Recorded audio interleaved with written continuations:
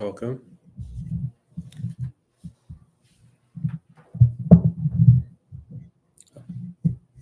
All right, we're going to watch a video. This is going to be a debate from Michel Foucault and Noam Chomsky. So, two very influential minds, philosophers of our modern times. I really like Foucault, and I'm not big on philosophy.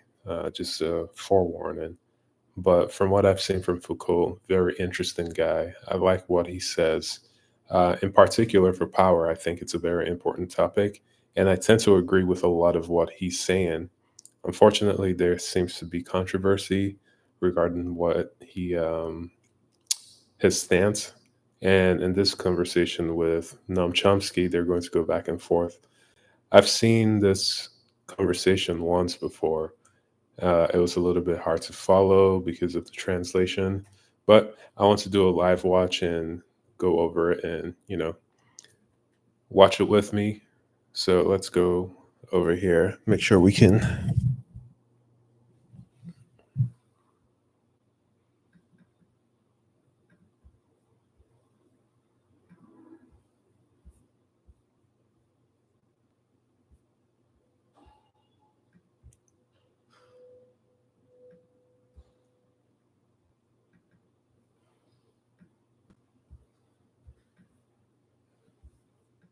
That humans were at the center of the cosmos, the Earth. So it's just getting started. In the 17th century, when Galileo discovered that the Earth turned around the Sun rather than the other way around, many people were in a state of great shock. They had thus far believed that humans were at the center of the cosmos, and around this idea they had built their whole belief system. Suddenly, this did not seem to be the case anymore. Foucault's theory can be clarified by pointing out that, in relation to culture, he takes a sort of Galileo-type standpoint. Since the time of Galileo, people have thought that when it came to culture and society, humans were at the center. After all, it is they who created these. Foucault denies this. It is not the subject that counts to culture, he argues, but the structure, the universal. Something that is in itself already understandable. If one realizes that the rules according to which mankind behaves, for the largest part, were already invented long before one was born, and the name of the inventor remains completely unknown to us. One can compare Foucault to Galileo, but from another perspective, one can also compare Chomsky to Galileo, because his work in the science of language, linguistics, has had a great revolutionary influence over the whole world. Chomsky has brought about a major transformation in the field of linguistics. Interestingly, Chomsky's theories point in the exact opposite direction as the theories of Foucault. Chomsky gives much more primacy to the subject. In the confrontation between these two completely different thinkers, it is moreover good to remember that they work in very different fields. Foucault is a cultural researcher. Chomsky is a language researcher. In other words, Foucault's interest lies in the history of scientific language, while Chomsky's interest lies in the daily language we use.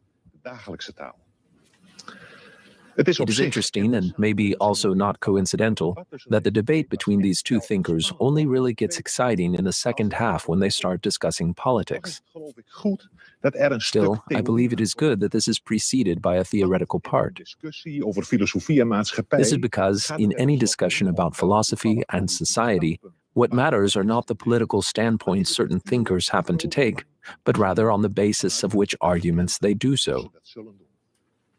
Het is misschien ook wel leuk dat deze discussie plaatsvond in de hal van het It might be nice to note that this discussion took place in the auditorium of the Technical College of Eindhoven. Twee onderzoekers wier werk zich A discussion between two philosophers, two researchers whose work is characterized by great precision, great detail, and also great clarity. Further, I thought it quite symbolic that it took place in a space with lots of glass. The inner and outer world blended together. verkeer buiten rijden. During the broadcast, you could see the traffic outside passing by. Symbolic indeed, because the relationship between the inner and outer world is central to the first half of the fourth philosopher's debate about human nature and the ideal society.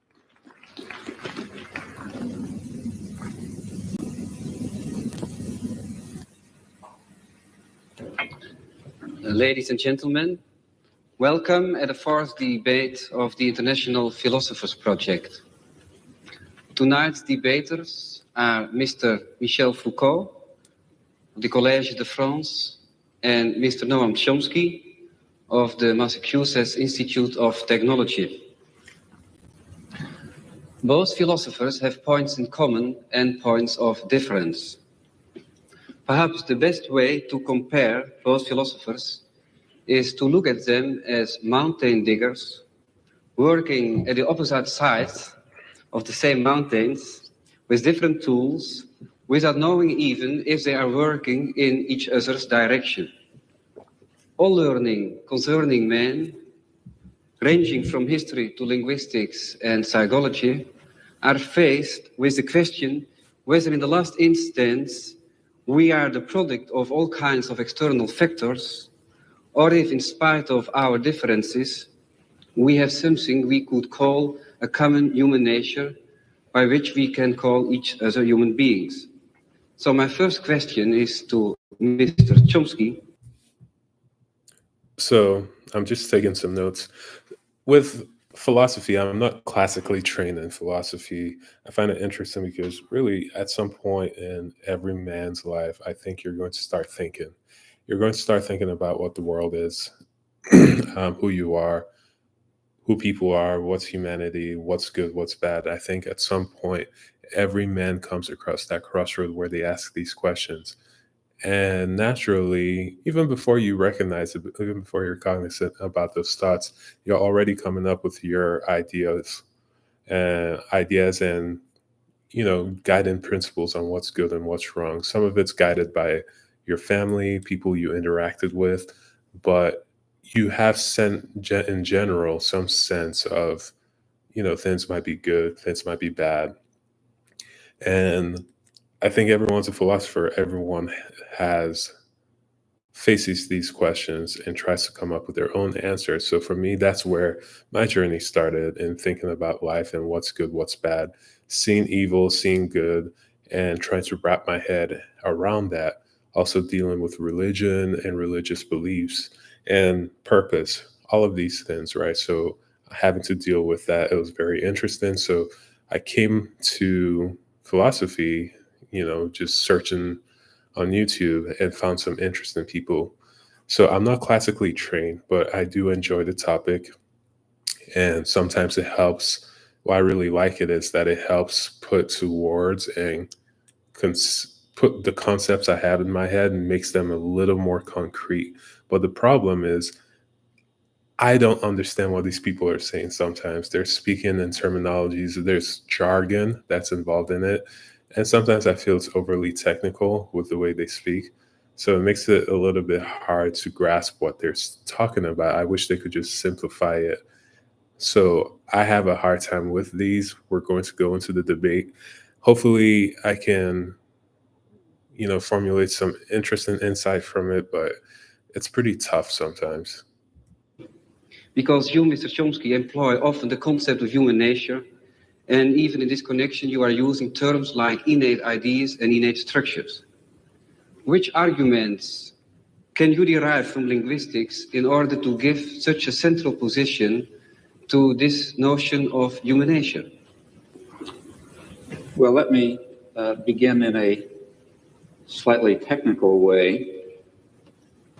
A person who's interested in studying language is faced with a very definite empirical problem.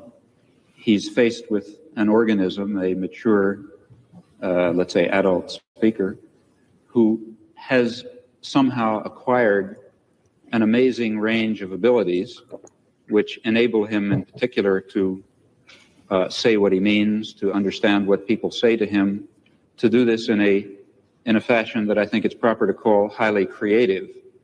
Now, the person who's acquired this intricate and highly articulated and organized collection of abilities, the collection of abilities that we call knowing a language, that person has been exposed to a certain experience. He has been presented in the course of his lifetime with a certain amount of data, of direct experience with the language. And we can investigate the data that's available to this person. And having done so, in principle, we're faced with a very clear and a reasonably clear and well-delineated scientific problem, namely the problem of accounting for the gap between the really quite small quantity of data, small and rather degenerate quantity of data that's presented to the person, to the child, and the very highly articulated, highly systematic, profoundly organized, resulting knowledge that he somehow derives from this data. Furthermore, even more remarkable, we notice that in a wide range of languages, in fact, all that have been studied seriously, there are remarkable limitations on the kinds of systems that emerge from the very different kinds of experience to which people are exposed. Well, there's only one possibility. So what he's saying here is, for instance, if you say you're making, you see some ingredient and it calls for water and flour, just two ingredients, water and flour. And out of that recipe, you're seeing pizza being made. Not only just pizza, but you're seeing pepperoni pizza being made. You're seeing, what else could be made here? You're seeing pasta being made. You're seeing bread being made. Bread is similar to pizza. I don't know why I can't think of too many foods right now, but let's say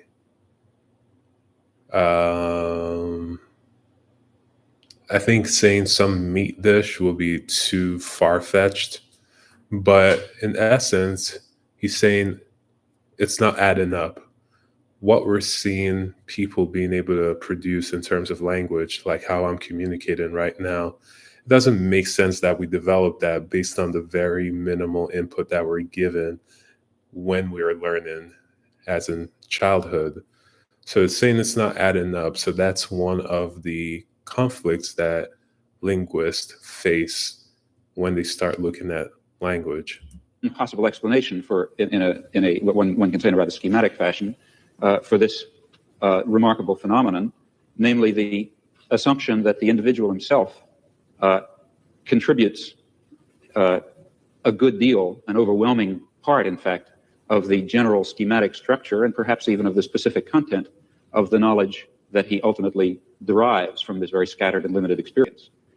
That is, to put it rather loosely, the child must begin with the knowledge, certainly not with the knowledge that he's hearing English or Dutch or French or something else, but he does start with the knowledge that he's hearing a human language of a very narrow and explicit type that permits a very small range of variation. And it's because he begins with that highly organized and very restrictive schematism that he's able to make the huge leap from scattered and degenerate data to highly organized knowledge. And I would claim then that this instinctive knowledge, if you like, this schematism that makes it possible to derive complex and intricate knowledge on the basis of very partial data, is one fundamental constituent of human nature. But then I assume that in other domains of human intelligence and other domains of human cognition and even behavior, something of the same sort must be true. Well, the collection of this mass of innate schematisms, innate organizing principles, which guides our social and intellectual and individual behavior, that's what I mean referred to by the concept of human nature. Well, Mr. Foucault, if I'm thinking... So Noam Chomsky here is saying, give the example from language, how there's some basic framework, some schema that allows language to be developed, to come about in human beings. So it doesn't matter the language. The human just, or the child just simply recognizes this is human language. And based on that, they have a framework already installed into their system that allows them to then formulate the complexities of language. And Noam Chomsky is saying that this is probably present in other forms of human development, hence human nature. So what this is implying is that human nature is kind of hardwired. we have a hardwired system that allows us to develop what we see that we call human nature. Thinking at your books like Histoire de la folie et Le mot les choses, I got the impression that you are working on a completely different level and also just with an opposite aim, opposite goal.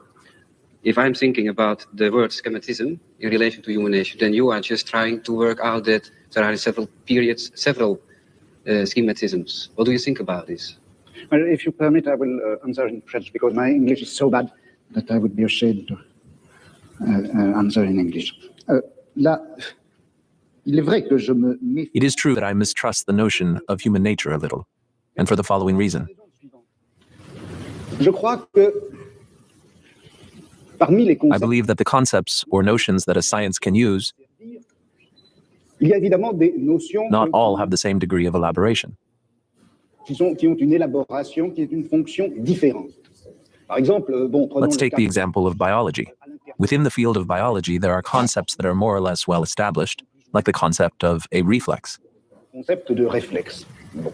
Et puis, vous avez But there also exist peripheral notions which do not play an organizing role within science. des notions périphériques qui ne jouent pas un rôle en They are quelque not sorte, instruments of analysis, and they are not descriptive either. des concepts qui ne sont pas des instruments d'analyse, des concepts qui These ne sont pas notions simply serve to point out some problems, or rather, to point out certain fields in need of study. ou encore qui servent à indiquer des domaines d'objets à étudier. Prenez par exemple, For instance, il y a une notion there exists a very important concept in the field of biology, de la biologie. C'est tout simplement la notion de vie. the concept of life. Au XVIIe, In the 17th and 18th centuries, the notion of life was hardly used when studying nature. ne se servait pas du concept de vie. Il classait les One êtres classified natural beings, whether living or non-living, in a vast hierarchical tableau. hiérarchie. La vie était un Life was a concept they didn't use and didn't need. Et puis, à la fin du XVIIIe At the siècle, end of the 18th century, a number of problems arose. comme par exemple les problèmes For instance, in de relation to the internal organization of these natural beings. la classification. Ou bien encore, Moreover, avec les thanks to the use of the microscope, microscopes, le microscope d'Annecy, on a vu different apparaître sorts of phenomena and mechanisms that had been unclear in the past and could not have been perceived until then suddenly came to light. dont le fonctionnement n'était pas encore clair. Les progrès de la New developments in chimie chemistry have also highlighted certain problems in relation to the connections between chemical reactions and the physiological processes of organisms. de l'organisme. Et voilà que tout un domaine And that's how an entire field appeared, one that was completely new for biologists, one that is nowadays known as life. Et la vie, c'était une notion Life was a qui servait concept that served to point out new fields of study that science still had to discover. que la science avait à parcourir. Bon, et I would say, as a historian of science, that the concept of life was an epistemological indicator, indicateur épistémologique, an un index of the problems that still had to be uncovered. And I asked myself whether perhaps one could say the same thing about human nature. nature humaine. Foucault vergelijkt Foucault is therefore comparing Chomsky's concept of human nature with the concept of life as used in biology and in the history of that science. dat hij dat begrip menselijke He does this natuur because he sees the concept of human nature more as an indication of a research program rather than as an indication of humanity's potential for achievement. For him, human nature acts as a scientific shopping list and nothing more. en niet meer dan dat. En Chomsky, wil dit Chomsky is willing to accepteren. accept this as long as it is clear that the fields of biology, physiology, and neurology still don't have the means to adequately describe human nature and humans' capacity for language. adequaat te kunnen beschrijven. Vrij vroeg Quite is early er on in the debate, the moderator, Mr. Elders, finds it Okay, so Foucault, if I'm understanding this correctly, Foucault is essentially saying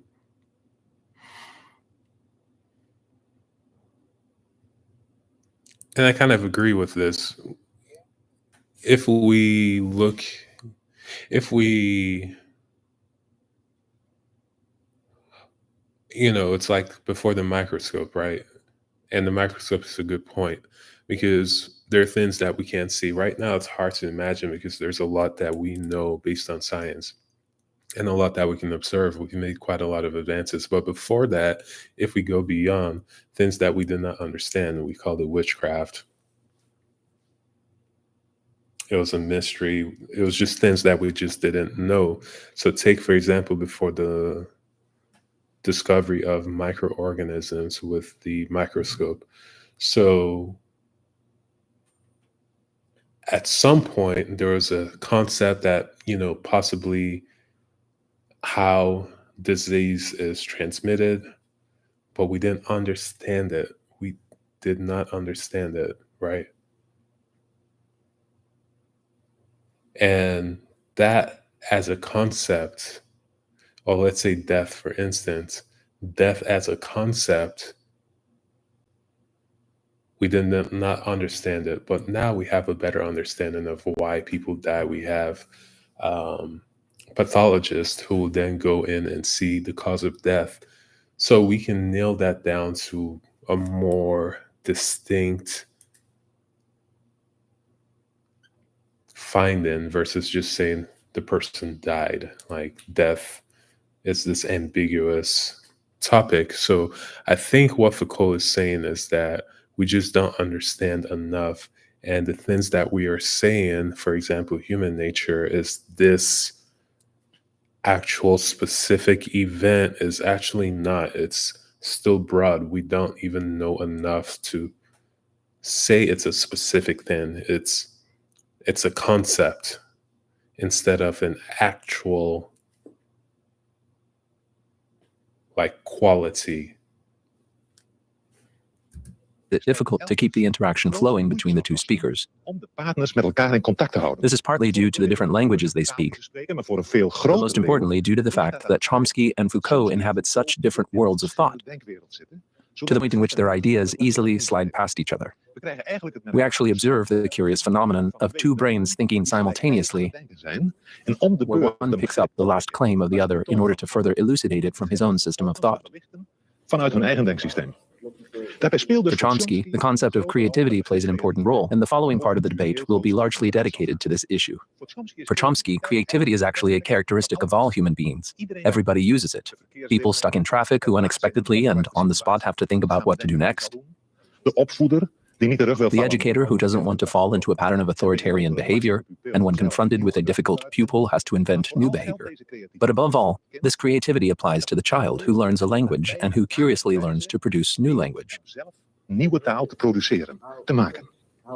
Foucault staat daar tegen. Foucault is opposed to this idea. De aandacht voor het He constantly emphasizes the so-called epistemological field in which human activity takes place.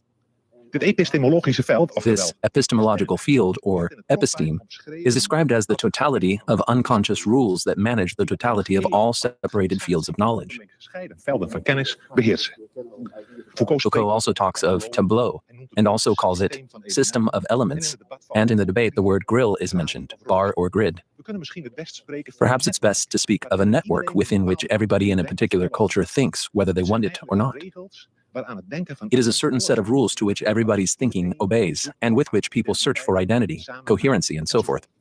En dit netwerk nu The system is not a creation of particular individuals. It decides the rules of the think and do habits we call culture, van het denken en doen which every individual is subjected to. en waaraan iedereen Such a system is not a thing or idea, but lies precisely in between these. ding of idee, maar het ligt precies tussen ding en idee in. En de geschiedenis For Foucault, the history of thought is not to be associated with the history of ideas, or even the development of the mind, but rather it should be understood as discontinuous transformations, transitioning from one network to another. discontinue overgangen van het ene That netwerk is a totally different approach from that of Chomsky, for whom creativity plays a central role.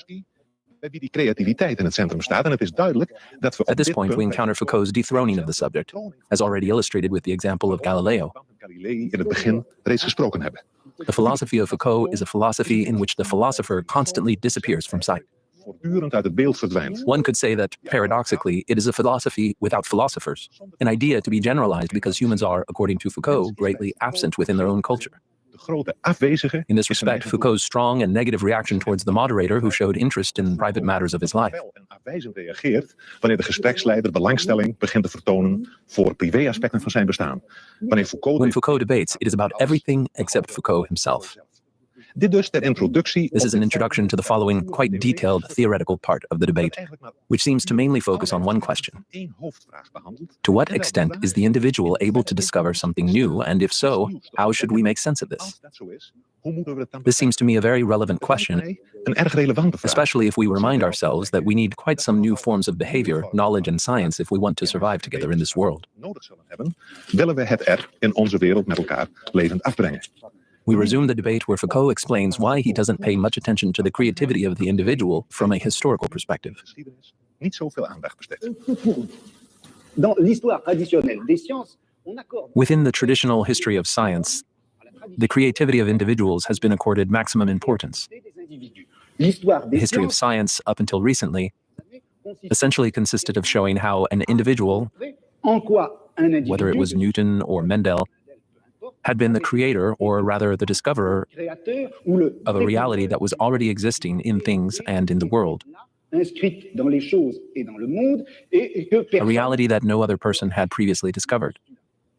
il y a, je crois, I believe the postulate that lies at the core of the traditional history of science c'est que la is that truth exists in order to be known. Yet, the human mind, pourtant, due to the effect of a number of inhibitions or obstacles, d'un certain nombre has not managed to see this truth. d'obstacles n'est pas parvenu à voir cette vérité. The mind is made to see the truth, and a contingent obstacle is impeding him to see it. Le contingent l'en empêche. Cet obstacle, ça peut être According to some historians, this obstacle could be linked to socioeconomic conditions, or to different forms of mentality, or to a belief and naivety in the old religious myths and moral themes. ceci, All of these could act as obstacles, as blinders to those who want to see the truth. celui qui voudrait voir. Mais In reality, I agree to an extent that you can be blinded by your personal point of view, but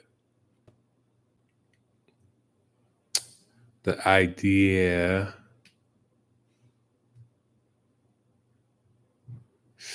yeah, let's keep watching.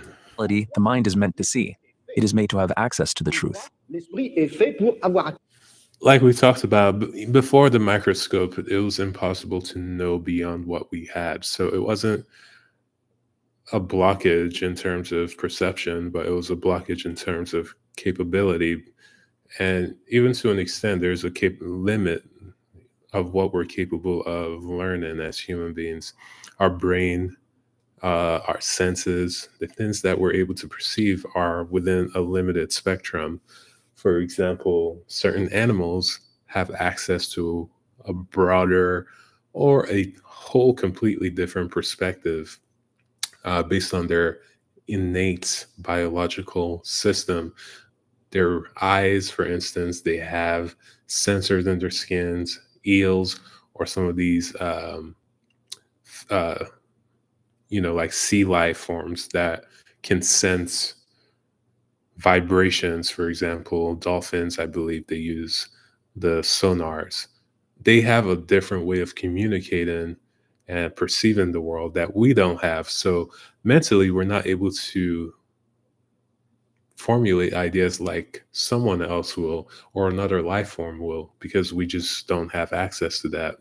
We can, estimate it, but are we fully going to know that? No. So that's a limitation based on our biology that we're limited by, not necessarily perception. So I don't agree all the way that it's just perception that is limiting us from our understanding of truth, but also our biology can limit us from perceiving our perception of truth. And our biology definitely does play into that. But there's also our capacity.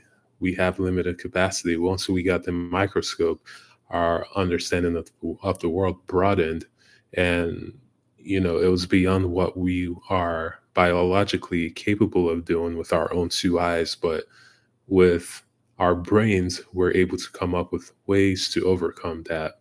And hence, we were able to broaden our understanding. Now, if you don't accept that truth, then that's a different story. In this traditional conception of the history of science, on the one hand, there is an emphasis on the creativity of the individual, who has the right to possess the truth, and yet a system of obstacles will prevent him from capturing, formulating, and constructing this truth, to which he is essentially entitled to possess.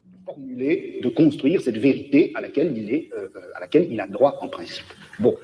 Alors, moi, le problème... I believe the problem that is being posed is the exact opposite. What happens when we witness a great scientific transformation? Transformation scientifique. In the great scientific transformation, for instance, the birth of biology, mid-17th century, or the birth of philology at the end of the 18th and beginning of the 19th century, it is true that a number of obstacles, prejudices, preconceived ideas tumble and disappear. What strikes me, however, is that science, at the moment of its birth, not only gets rid of a certain number of obstacles, but also eliminates and masks a certain amount of existing knowledge. It's as if applying a new grid which allows for the appearance of phenomena that had been previously masked, while at the same time masking already existing knowledge. Therefore, a science, the advancement of science and the acquisition of science is not simply the oblivion of old prejudices or the fall of certain obstacles. It is a new grid that masks certain things while allowing for the appearance of new knowledge. Therefore, when I criticize the notion of creativity, what I mean is that truth is not acquired through a kind of continuous and cumulative creation, but rather through a set of grids stacked on top of one another, which leak old and collect new knowledge. I think in part we're slightly talking in cross purposes because of a different use of the term creativity. In fact, I should say that my use of the term creativity is a little bit idiosyncratic, and therefore the onus falls on me, not on you in this case. But when I speak of creativity, I'm not attributing to the concept the notion of value that is normal when we speak of creativity. That is, when you speak of scientific creativity, you're speaking properly of the achievements of a Newton. But in the context in which I've been speaking about creativity, it's a normal human event. I'm speaking of the kind of creativity that any child demonstrates when he is able to come to grips with a new situation, describe it properly, react to it properly, tell us something about it, think about it in a new fashion for him, and so on. These are, I think it's appropriate to call those creative acts, but of course without thinking of those acts as being the acts of a Newton. It's the lower levels of creativity that I've been speaking of. Now, as far as what you say about the history of science is concerned, I think that's correct and illuminating, and particularly relevant, in fact, to the kinds of enterprise that I see lying before us in psychology and linguistics and the philosophy of mind. That is, I think there are certain topics that have been, what was your word, depressed or put aside during the scientific advances of the, say, past 2 centuries, century and a half. But now I think we can overcome those, it's possible to put aside those limitations and forgettings and to bring into our consideration precisely the topics that animated a good deal of the thinking and speculation of the 17th and 18th century, and to incorporate it within a much broader and I think deeper science of man that will give fuller role, though certainly not will not hope to give complete understanding to such notions as innovation and creativity and freedom and production of new new elements of thought and behavior within some system of rule and schematism. Those are concepts that I think we can come to grips with. In reality, I believe there is a quite strong similarity between what Mr. Chomsky said and what I have tried to show. In other words, there exist, in fact, only possible creations, possible innovations. One can only, in terms of language or of knowledge, produce something new by putting into play a certain number of rules which will define the acceptability or grammaticality of these statements, or which will define, in the case of knowledge, the scientific character of the statements.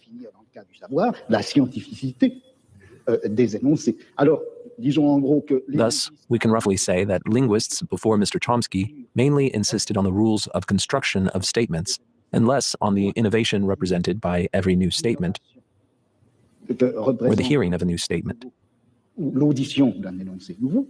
in the history of science or in the history of thought, we placed more emphasis on individual creation, and we had kept aside and left in the shadows these communal general rules which obscurely manifest themselves through every scientific discovery, every scientific invention, and even every philosophical innovation. These are not only linguistic rules, but also epistemological rules, which characterize contemporary knowledge. Perhaps I can try to react to those comments within my own framework in a way which maybe will shed some light on this. How is it that we're able to construct any kind of scientific theory at all? How is it that given a small amount of data, it's possible for various scientists, for various geniuses even over a long period of time, to arrive at some kind of a theory, at least in some cases, that is more or less profound and more or less empirically adequate. Once again, going back to his initial statement about language, you start out with a very simple formula, very limited information, but still formulate something, whether it's profound, like he said, or something else. This is a remarkable fact. And in fact, if it were not the case that these scientists, including the geniuses, if they didn't have built into their minds somehow, obviously unconscious specification of what is a possible scientific theory, then this inductive leap would certainly be quite impossible. Just as if each child did not have built into his mind the concept of human language in a very natural way, in a very narrowing way, then the inductive leap from data to knowledge of a language would be impossible. So even though the process of, let's say, deriving knowledge of physics from data is far more complex, far more difficult for us, for organisms such as us, far more drawn out in time, requires intervention of genius and so on and so forth. Nevertheless, in a certain sense, the achievement of discovering physical science, or biology or whatever you like, is based on something rather similar to the achievement of the normal child in discovering the structure of his language. That is, it must be achieved on the basis of an initial limitation, an initial restriction on the class of possible theories. And the fact that science converges and progresses, that itself shows us that such initial limitations and structures exist. That is, I don't think that scientific progress is simply a matter of accumulative addition of new knowledge and absorption of new theories and so on. Rather, I think it has this sort of jagged pattern that you described for getting certain problems and leaping to new theories and so on and so forth. And transforming the same knowledge. But I think that the explanation for that, so I think one can perhaps hazard an explanation for that fact. And oversimplifying grossly, I really don't mean what I'm not going to say literally. It's as if, as human beings, a particular biologically given organism, we have in our heads, to start with, a certain set of possible intellectual structures, possible sciences. Okay? Now, in the lucky event that some aspect of reality happens to have the character of one of these structures in our mind, then we have a science. So, and it's because of this limitation, initial limitation in our minds to a certain kind of possible science, it's precisely that provides the tremendous richness and creativity of scientific knowledge. That is, if it were not, it's important to stress that, this has to do with your point about limitation and freedom. If it were not for these limitations, we would not have the creative act of going from a little bit of knowledge, a little bit of experience, to a rich and highly articulated and complicated array of knowledge. It's precisely because of that the progress of science, I think, has the erratic and jagged and transformational character that you describe. That seems it's paradoxical, the word, because we are limited in our capacity. Human beings have a finite capacity for, intellectual endeavors. Kind of like what I was saying, based on our biology, we have a limited spectrum from which we can formulate ideas. And he says because of that limitation, it leads to this. We go from here to here. With this limited capacity, we're able to produce this broad level of intellectual, scientific achievements. It's interesting. And a highly articulated and complicated array of knowledge. It seems contradictory, but let's see. It's precisely because of that the progress of science, I think, has the erratic and jagged and transformational character that you describe. And that doesn't mean that everything is ultimately going to fall within the domain of science. Quite the contrary. Personally, I believe that many of the things we would like to understand, and maybe the things we would most like to understand, such as the nature of man or the nature of a decent society or lots of other things, might really fall outside the scope of possible human sciences. Well, I think we have now two questions out of this statement. One question is, if you can agree, Mr. Foucault, do you agree with the statement about a combination of limitation, fundamental limitation? Not a combination. It's not a matter of combination. Creativity only becomes possible thanks to a system of rules. So they're saying It's not a the same mixture thing. of order and freedom. Freedom can only be exercised thanks to a system of regularity. Where perhaps I don't completely agree with Mr. Chomsky is when he places these regularities within the sphere of the human mind or human nature. I would like to know whether one cannot discover the system of regularity and of constraint which makes science possible somewhere else, even outside the human mind.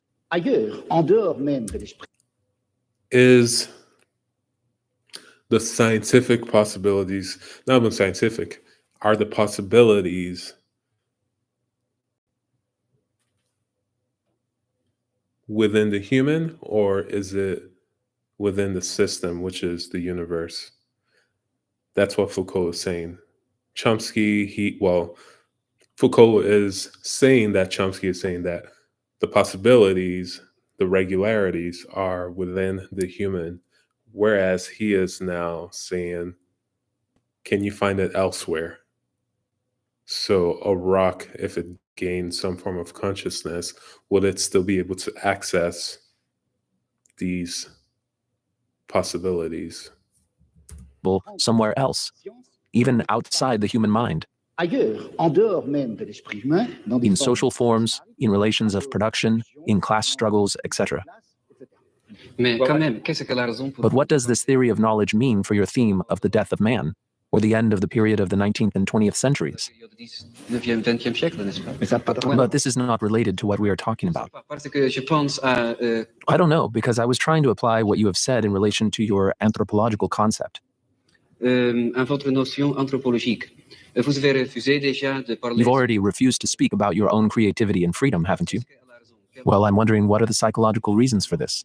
Well, you can wonder about it, but I can't help that. But what are the objective reasons in relation to your perception of understanding, of knowledge, of science, for refusing to answer these personal questions? Does it have to do with your conception of society? When there is a problem for you to answer, what are your reasons for making a problem out of a personal question? No, I'm not making a problem out of a personal question. I make a personal question an absence of a problem. In the entire tradition of the history of thought, ideas, and sciences, one has always questioned the problem of knowing. At what age was Newton weaned into conceiving the universal law of gravity? At what period did Cuvier meet his first mistress in order to finally discover fossils and comparative anatomy, etc.? I believe these types of analyses, which I'm simplifying, are not very interesting. On the other hand, it is much more interesting to understand the transformation of a certain knowledge within the general field of science and within the so-called vertical field, which consists of a society, a culture, a civilization at a particular moment in time. Once we finally grasp the totality of this transformation, we realize that the little individual moments of a wise man's life are not important. Again, Foucault's last comment suggests how the individual life of the researcher tends to disappear from sight. But how do we explain then the relation of man in relation to its culture in politics, and maybe even the question about how to change this culture and society? After all, one can show within the history of science and culture, the input of the individual is almost negligible. The question, how do I act, the political question, remains standing. It may thus be clear by now that this political question, from Foucault's perspective, rapidly develops into how far can mankind escape from its own culture. It is important to note that Foucault doesn't want to distance himself from politics.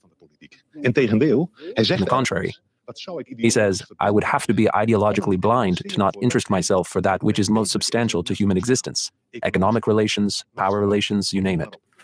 Therefore, Chomsky and Foucault do agree on the importance of the political question. In his opinion, it is required to abolish and destroy the different forms of capitalism in order to favor direct workers' participation. It may also be informative to explicitly mention that Chomsky defines his political standpoint as anarcho-syndicalism in workers' councils and so on. Decentralization, socialization, and participation are key words in Chomsky's political program. Chomsky might say he sees no obvious relation between his scientific and political views, but the following opening statement reveals that he heads straight from his scientific conceptions to politics.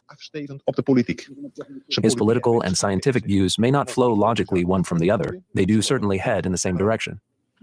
Well, let me begin by referring to something that I've already discussed. That is, if it is correct, as I believe it is, that a fundamental element of human nature is the need for creative work, for creative inquiry, for free creation without the arbitrary limiting effects of coercive institutions, then, of course, it will follow that a decent society should maximize the possibilities for this fundamental human characteristic to be realized. That means trying to overcome the elements of repression and oppression and destruction and coercion that exist in any existing society, ours, for example, as a historical residue. Now, a federated, decentralized system of free associations incorporating economic as well as social institutions would be what I refer to as anarcho-syndicalism, and it seems to me that it is the appropriate form of social organization for an advanced technological and economic as well as social institutions would be free, federated, decentralized system of free associations incorporating economic as well as social institutions would be what I refer to as anarcho-syndicalism, and it seems to me that it is the appropriate form of social organization for an advanced technological society in which human beings do not have to be forced into the position of tools, of cogs in a machine, in which the creative urge, that I think is intrinsic to human nature, will in fact be able to realize itself in whatever way it will. I don't know all the ways in which it will. I would say that I'm much less advanced than Mr. Chomsky in this respect. C'est-à-dire que j'avoue. That is, I admit not being able to define, not even to propose, an ideal social model for the functioning of our scientific or technological society. Le fonctionnement social idéal pour notre société scientifique ou technologique. En revanche, une des tâches. On the other hand, one of the tasks that seems immediate and urgent to me, Toute autre chose, c'est celle-ci. over and above anything else, is this. Du moins dans notre société It is the européenne, custom, at least in our European society, to consider that power is localized in the hands of government, par un certain nombre and that it is exercised through a certain number of particular institutions, such as the administration, the police, or the army. One knows that all these institutions are made to transmit and apply orders, and to punish those who don't obey. les gens qui n'obéissent pas. Mais je crois que But I believe that political power also exercises itself through the mediation of a certain number of institutions that look as if they have nothing in common with political power and as if they are independent from it, de n'avoir rien de but in fact are not. qui ont l'air d'en être indépendantes et qui ne le sont pas. On sait bien que l'université One knows the university, and more generally all teaching systems, qui, en apparence, which appear to disseminate knowledge, on sait que cet appareil scolaire are est made fait to maintain a certain social class in power au pouvoir social et and to exclut exclude the instruments of power of another social class. toute une autre classe sociale.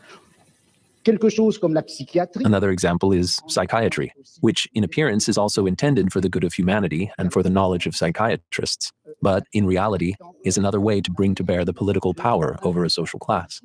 Sur So un this groupe is going social. into La Foucault's. Justice is yet again another example.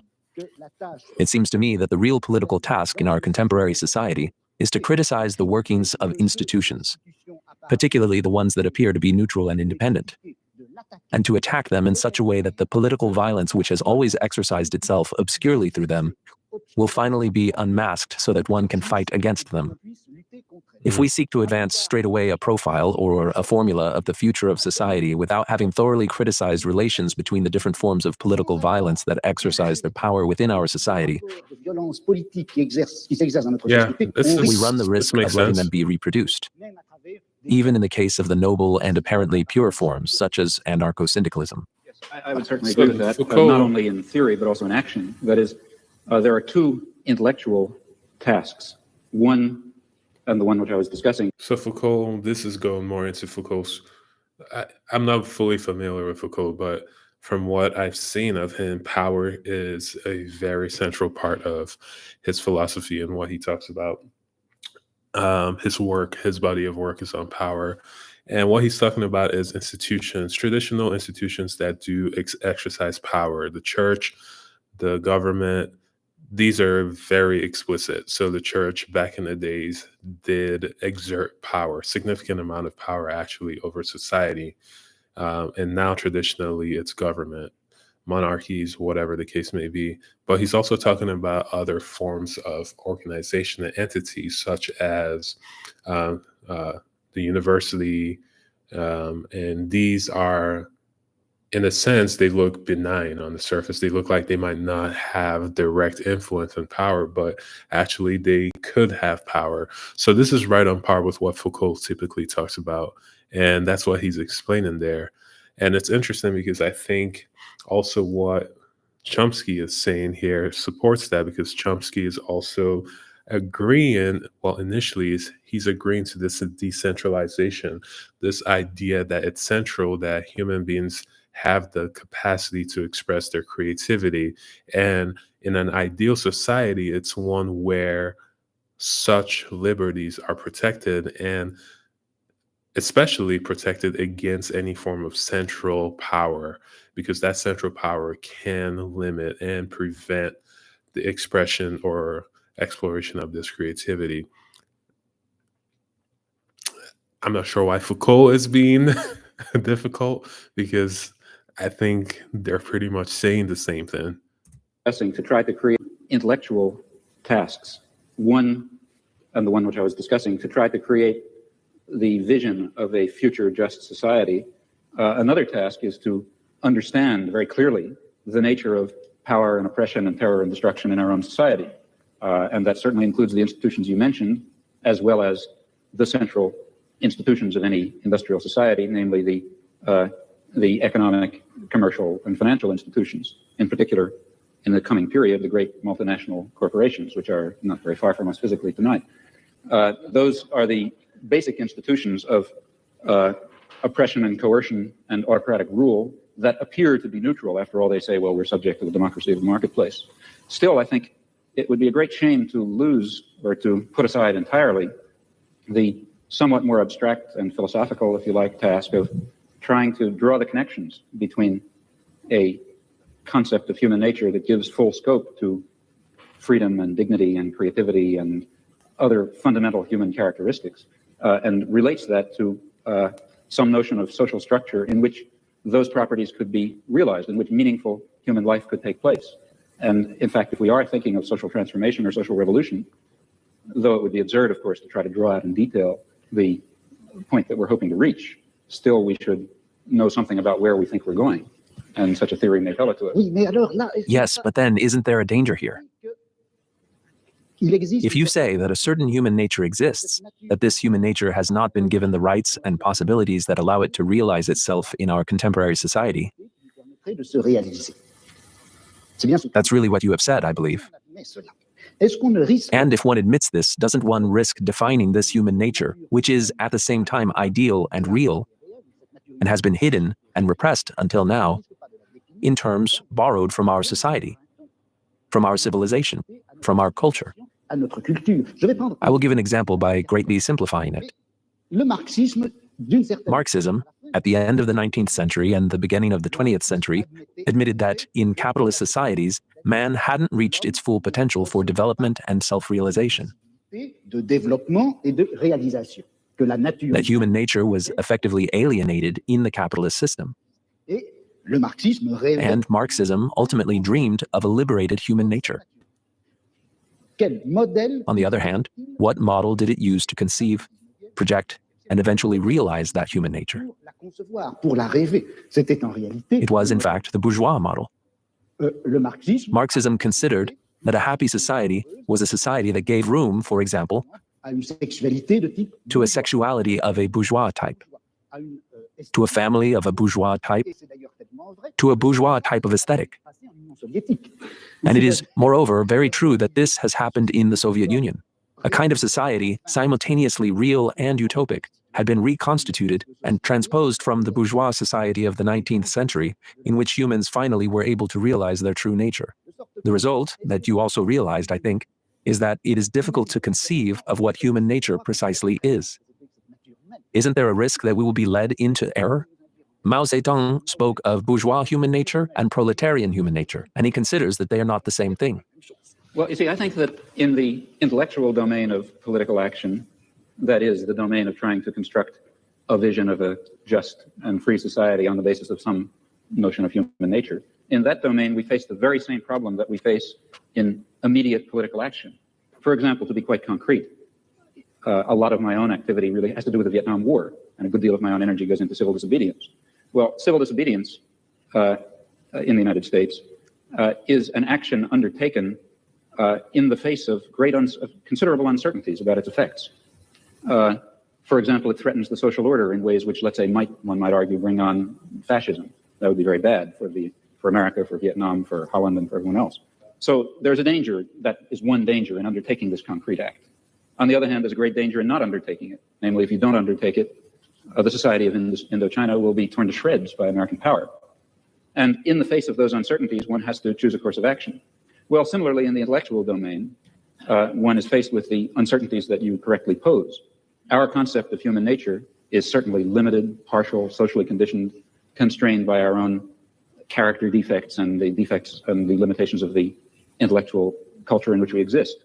Yet at the same time, it's of critical importance that we have some direction, that we know what impossible goals we're trying to achieve if we hope to achieve some of the possible goals.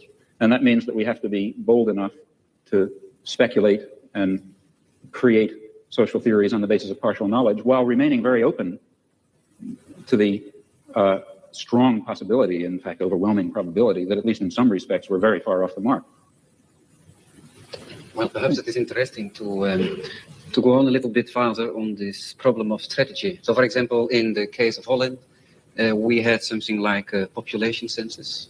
You were obliged to fill in your papers and so on, you know. So this you would call, if you are not filling in your papers, civil disobedience. Right. Now, I would be a little careful about that because going back to some very important point that Mr. Foucault made, one does not necessarily allow the state to define what is legal. Now, the state has the power to enforce a certain concept of what is legal, but power doesn't imply justice or correctness even. So the state may define something as civil disobedience and may be wrong in doing so. For example, in the United States, the state defines it as civil disobedience to, let's say, derail an ammunition train that's going to Vietnam. And the state is wrong in defining that as civil disobedience because it's legal and proper and should be done. It's proper to carry out actions that will prevent the criminal acts of the state, just as it's proper to violate a traffic ordinance in order to prevent a murder. If I was standing at a street corner and the traffic light were red, let's say I was standing in my car and I drove across the traffic light to prevent somebody from, let's say, machine gunning a group of people, of course, that's not violation of law. It's an appropriate and proper action. No sane judge would convict you for such an action. Similarly, a good deal of what the state authorities define as civil disobedience is not really civil disobedience. In fact, it's legal, in fact, obligatory behavior in violation of the commands of the state, which may or may not be legal commands. So one has to be rather careful about calling things illegally. That's interesting, right? And this is why I think Foucault's point is so important and why I don't get why there's contention with what he says, because justice, as he mentioned, does not mean correct or wrong. And what he's saying here is the state, the government might consider what you're doing, the civil disobedience. They might consider it wrong, but morally, right? He's saying, for instance, if you break the law, what the state has said is wrong to do, such as running the red light. If you do that in order to stop a mass murderer, well, you've done the correct thing. And that's not civil disobedience. And this goes into what I think is important with Foucault's point about power, is that power then dictates what's right.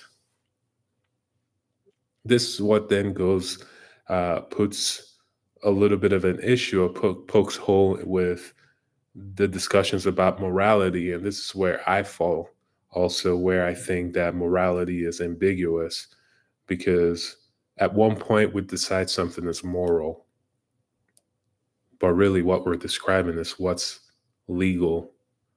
And legal doesn't necessarily mean moral. Well, I think. Yes, but I would like to ask you a question. When in the United States you commit an illegal act, Which I regard as illegal, not just the state. No, when the state, The state regards when the state considers it illegal, illegal. Est-ce que vous faites do you justify your action in terms of justice of an ideal, en vertu d'une justice idéale, ou bien est-ce or do you justify it in terms of necessary class struggle? que la rend utile et nécessaire? Well, Est-ce que vous vous référez à une justice idéale? Voilà again, le problème. very often when I do something which the state regards as illegal, I regard it as legal Yes, because I regard the state as criminal. But in some instances, that's not true. That is, let me be quite concrete about it and move from the area of class war to imperialist war, where the situation is somewhat clearer and easier. Take international law, a very weak instrument as we know, but nevertheless it incorporates some rather interesting principles. Well, international law in many respects is the instrument of the powerful. That is, international law permits much too wide a range of international forceful intervention in support of existing power structures that define themselves as states and against the interests of masses of people who happen to be organized in opposition to states. But in fact, international law is not solely of that kind. And in fact, there are interesting elements of international law, let's say embedded in the United Nations Charter, which permit, in fact, I believe, require the citizen to act against his own state in ways that the state will falsely regard as criminal. But nevertheless, he's acting legally, because international law also happens to prohibit the threat or use of force in international affairs, except under some very narrow circumstances, of which, for example, the war in Vietnam is not one, which means that in the particular case of, let's say, the Vietnam War, the one that interests me most, the American state is acting in a criminal capacity, and people have the right to stop criminals from murdering people. Just because the criminal happens to call your action illegal when you try to stop him, that doesn't mean it is illegal. I mean, a perfectly clear case of that is the present case of the Pentagon Papers in the United States, which I suppose you know about. Reduced to its essentials and forgetting legalisms, what is happening is that the state is trying to prosecute people for exposing its crimes. That's what it amounts to. C'est donc au nom So it is in the name of a purer justice that you criticize the functioning of justice. de la justice. Parce que, pour moi, si vous voulez, It is important for me to know about this. nous avons actuellement en France un débat In France, there is currently a debate about the problem of justice and that of popular judicial institution. populaire à propos de la justice. Vous connaissez le problème des et un certain nombre A certain number of people, including Sartre, pensent que pour faire, believe that in order to make a critique of the current penal system or of police practices, ou pour faire la critique de la des we have to pratiques, create a kind of tribunal. Is that guy ou sleeping? pour faire la critique de la des We have to pratiques create a kind of tribunal, de ce conduit, il faut faire which, in the name of a superior, ideal, and human justice, will condemn the practices of the French judges or policemen. en général condamnera la pratique des juges français ou des policiers français. Et puis il y a Moreover, there is another group of people, myself included, who say this shouldn't be done because non. when they refer to an ideal justice, which the tribunal is supposed to apply, they refer to a certain number of judicial ideas Vous vous référez which were formed in our time by a certain number of individuals who are themselves, directly or indirectly, a product of their societies. d'une façon directe ou indirecte les produits de la société dans laquelle nous nous trouvons. Il faut We have to attack the practices of justice. il faut attaquer la police, We have to attack the police and their practices, mais en termes de guerre, but in terms of war and not in terms of justice. I believe that your role in the war is a just role, that you're fighting a just war, to bring in a concept from another domain. And that, I think, is important. If you thought that you were fighting an unjust war, you couldn't follow that line of reasoning. And I would like to slightly reformulate what you said. It doesn't seem to me that the difference is between legality and ideal justice. It's rather between legality and better justice. Now, this better system may have its defects, certainly will. But comparing the better system with the existing system, and not being confused into thinking that our better system is the ideal system, we can then argue, I think, as follows, that the concept of legality and the concept of justice are not identical. They're not entirely distinct either. Insofar as legality incorporates justice in this notion, in the sense of better justice, referring to a better society, then we should follow and obey the law, and force the state to obey the law, and force the great corporations to obey the law, and force the police to obey the law, if we have the power to do so. Of course, just finally, if in those areas where the legal system happens to represent not better justice, but rather the techniques of oppression that have been codified in a particular autocratic system, well, then a reasonable human being should disregard and oppose them, at least in principle. He may not, for some reason, do it in fact. moi, je voulais simplement I would simply like to reply to your first sentence. vous avez dit, mais la guerre When you said that if you didn't consider the war you wage against the police to be just, you wouldn't wage it. alors je vous réponds I would like to reply to you in terms of Spinoza and tell you that the proletariat doesn't wage war against the ruling class because it considers such a war to be just. parce qu'il considère que cette guerre est juste. The proletariat wages war against the ruling class because it wants, for the first time in history, to take power. Because of its will to overthrow power, it considers such a war to be just. Yeah, I don't On agree fait with la that. guerre One pour wages gagner. war to win, not because it's just. I don't personally agree with that. For example, if I could convince myself that attainment of power by the proletariat would lead to a terroristic police state in which freedom and dignity and decent human relations would be destroyed, then I wouldn't want the proletariat to take power. In fact, the only reason for wanting any such thing, I believe, is because one thinks, rightly or wrongly, that some fundamental human values will be achieved by that transfer of power. Alors, je vous répondrai ceci. Foucault just wants chaos. Quand le prolétariat prendra le He said it's not about winning. He said it's not about justice. It's about winning. When the proletariat takes power, it may be quite possible that the proletariat will exert towards the classes over which it has just triumphed a violent, dictatorial, and even bloody power. violent, dictatorial et même sanglant. Je ne vois pas quelle objection. I can't see what objection one could make to this. Vous me direz, et si le Foucault just wants chaos. prolétariat But if you ask me what would be the case if the proletariat exerted bloody, tyrannical, and unjust power towards itself, je vous répondrai, ça ne peut se produire. then I would say that this could only occur if the proletariat hadn't really taken power, Mais c'est que une classe but that a class outside the proletariat, a group of people inside the proletariat, a bureaucracy or petit bourgeois elements had taken power. emparée du pouvoir. Well, I'm not at all satisfied with that theory of revolution for a lot of reasons, historical and other. But even if one were to accept it for the sake of argument, still that theory is maintaining that it is proper for the proletariat to take power and exercise it in a violent and bloody and unjust fashion, because it is claimed, in my opinion, falsely, that will lead to a more just society in which the state will wither away, in which the proletariat will be a universal class, and so on and so forth. If it weren't for that further justification, That's not what he's saying. the concept of a dictatorship of the proletariat, violent and bloody, would certainly be unjust.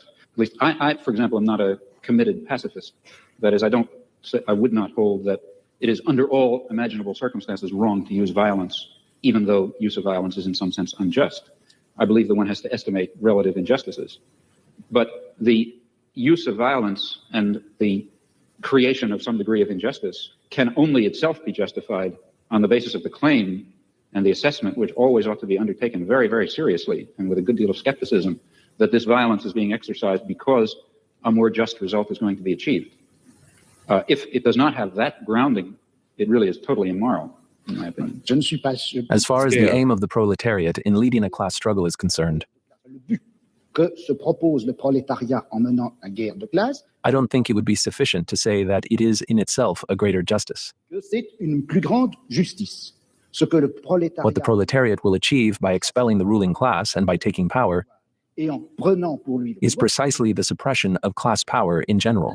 de classe en général. Okay. Car le That's the prolétariat, further justification. Hein? That is the further justification. That is the justification, but one doesn't speak in terms of justice, but in terms of power. Justice. It's because the end that will be achieved, it is claimed, is a just end.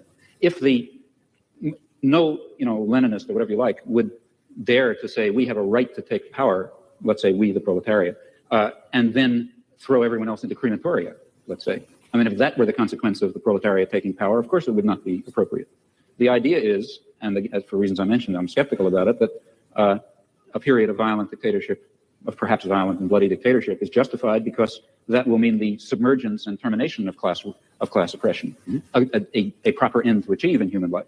mais il me semble que de toute façon, But it seems to me that in any case, the notion of justice itself functions within a society of classes comme as a claim and as a justification for it made by the oppressed class. comme justification du côté de la classe oppressive. I don't agree with that. Et dans une And in a classless society, je ne suis pas sûr que I'm not sure that we would still use this notion of justice. justice. Yeah. Well, here I really disagree. I think that there is a sort of an absolute basis. If you press me too hard, I'll be in trouble because I can't sketch it out. But some sort of an absolute basis ultimately residing in fundamental human qualities in terms of which a real notion of justice is grounded. And I think that our existing systems of justice, I think it's too hasty to characterize our existing systems of justice as merely systems of class oppression.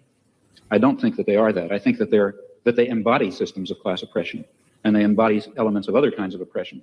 But they also embody a kind of a groping towards the true humanly valuable concept of justice and decency and love and kindness and sympathy and so on, which I think are real. Bon, est-ce que Well, c'est- do I have time to answer? Yes. How much? Because 2 minutes? But I would say that that is unjust. Absolutely. Non, mais bon, No, je veux pas- but I don't want to answer in so little time.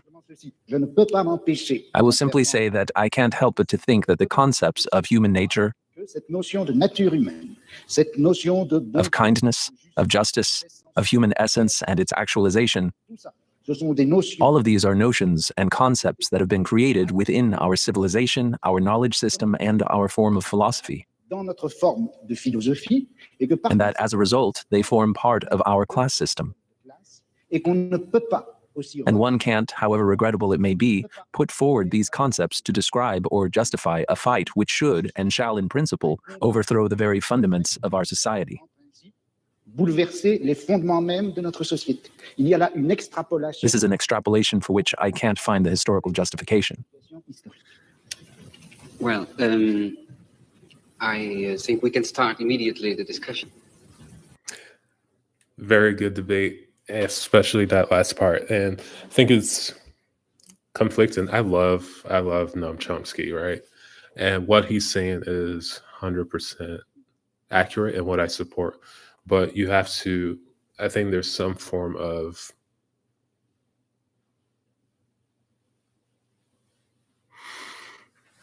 you have to be self-aware to understand just how ingrained bias is. Not only your personal bias, but a lot of your personal bias is based off of society and culture and family. A lot of it is based off of that. So you have to understand, you have to have some appreciation to say that, to understand that you are being influenced by a lot of these factors. Even if they might not seem so obvious to you, they are present. And unfortunately, if you just go off thinking, well, justice is justice, obviously, it is right to do this, X, Y, and Z. That is human nature. I don't know about that. Human nature has been molded. It's been heavily influenced to the point that we don't even know where nature ends and human nature begins. Right there, human nature means it's innate to, not innate, human nature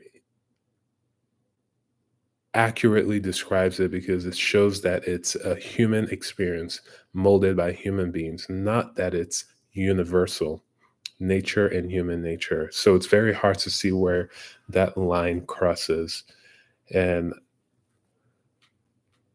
I have to agree to an extent with Foucault that what we consider justice, what we consider right, has been influenced by society to where if we then use that as the standard to gauge what is just, we are starting off on the wrong foot.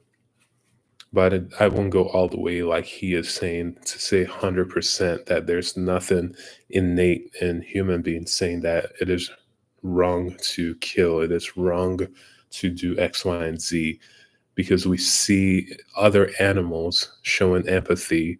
We see other animals mourning the death of loved ones, showing affection. We know that is common in nature. So I can't agree that it's just a human experience.